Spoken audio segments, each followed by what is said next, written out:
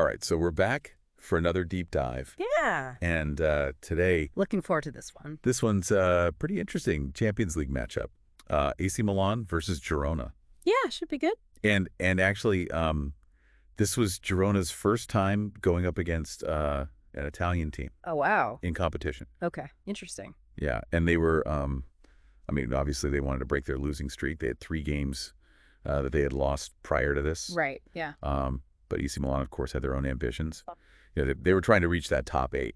Yeah, absolutely. I mean, every team wants to be in that top 8. Exactly. So going into this match, we have to consider this was a really significant match for Girona's new manager, Sergio Conceição. Oh, right, yeah. It was his first European match. Huge. Leading the team, yeah. Huge, yeah. And, you got to remember, Girona, they hadn't even scored a goal in their past 3 Champions League matches, so. It's a lot of pressure. Yeah, I mean, a lot of pressure on him. Yeah, talk about a tough first match. Yeah, but right from the start, you could tell that AC Milan was the team in control. Oh, yeah. I mean, early on, Reinders and Leão had some really good chances to score, but they just couldn't get that ball in the net.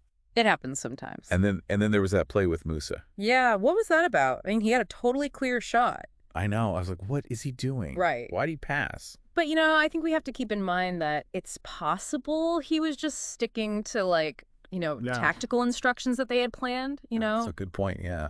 Sometimes they prioritize creating those high probability chances, so passing to someone who's in a better position might have been, part of the strategy. Right, even though it's super frustrating to watch sometimes. It's true. Yeah, as a fan, you just want to see them take that shot. I know. But, yeah. But, they kept pushing, and even Theo Hernandez almost got them the lead. Oh, yeah. But his shot went just over the bar. So close. I know. It felt like any minute they were going to score. Absolutely. And, their persistence paid off in the 37th minute. Yeah. Leão, who'd been like a real threat throughout the whole game. He was all over the place. He was, he got that pass from Benacer, and then he just weaves through Girona's defense.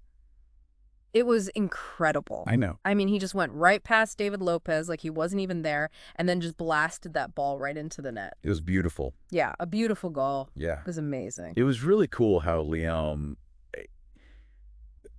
I don't know, I felt like he was in control the whole time. Yeah. He's obviously really fast and agile, but you could also see how tactically aware he was. Yeah, he knew exactly what he was doing. Yeah, he was waiting for the perfect moment to strike. Exactly, and when he did, It's stoppable. nobody could stop him. It's no wonder that he's one of the most promising players out there. Yeah, you can definitely see why. It's really cool. It's really cool. And, even though Milan was dominating Girona, they didn't just give up. They had a couple moments of their own in the first half. Yeah, they weren't completely shut down. Yeah, Yankel Herrera almost scored one right before halftime. I know. I thought that was going in. Me too. But, I mean, it showed that they weren't done yet. Oh, yeah, they still had fight in them, for sure. Yeah, and that kind of continued into the second half. It did. They came out, and you could tell they were pushing for an equalizer. Yeah, they really wanted to tie it up. And they even had that goal that was disallowed. Oh, yeah, because of the offside, right? Yeah, I was like, oh, man. Do you think that disallowed goal was a turning point? Ooh, that's a good question. Yeah. It's hard to say for sure, but it did seem like it gave Girona a little boost of energy. Yeah, I mean, it makes sense. They started playing with more intensity. Yeah, for sure. They kept pressing forward, and even though Milan's intensity kind of dropped a little in the second half. Yeah, it did seem like they slowed down a bit. They did, but Girona just couldn't capitalize on that. Nope, they couldn't get that finishing touch. Yeah. So in the end, the final score was 1-0. Yep. A hard-fought win for AC Milan. Yeah, tough loss for Girona, though, because it knocked them out. It did, but, this win for AC Milan, it was huge for another reason, too. Why? It was their 5th consecutive Champions League victory. Wow. Yeah. And historically speaking, both times that they've hit 5 straight wins in the Champions League before this, Okay. they ended up going to the finals. Oh, wow. Yeah. So that's a good sign for them. I'd say so, yeah. That's really cool. It is. Yeah. So, I mean, we saw really dominant AC Milan. We did. Girona had a hard time scoring, obviously. Yeah. But this win for AC Milan is...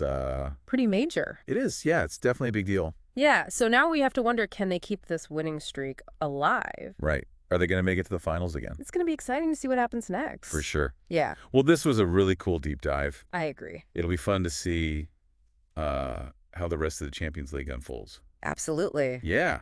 Thanks for joining. Yeah, this was fun. Thanks for having me. Of course. Until next time. See ya. Bye. Bye.